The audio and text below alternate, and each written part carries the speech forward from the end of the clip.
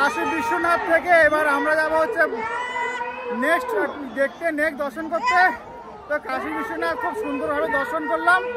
এবার আমরা যাব হচ্ছে ঘাটে। তো ঘাটে গিয়ে বারাণসীর ঘাটে গিয়ে তোমাদেরকে দেখাবো। বারাণসীর ঘাটটাও দারুণ এক্সপিরিয়েন্স, হেভি লাগছে।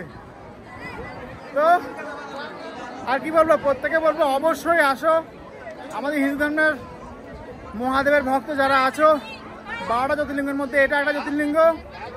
আর এটা যে কতটা পপুলার আর কতটা জাগ্রত, না আসলে বুঝতে পারবে না। কত মানুষের ভিড়, লক্ষ লক্ষ মানুষ প্রত্যেকদিন এখানে আসে, 5-6 ঘন্টা লাইন দেয়, তারপরে এখানে আসে, তারপরে ভগবানের দর্শন পায়।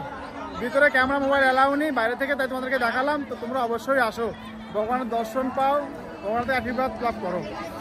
এই যে লাইন দেখো, এখানে এরকম সবাই লাইন ধরে ধরে, প্রচুর লাইন, প্রচুর লাইন, মানে লাইন আর শেষ নেই। 4 থেকে 5 ঘন্টা লাইন দিয়ে তারপর তোমাদেরকে এভাবে যেতে হবে।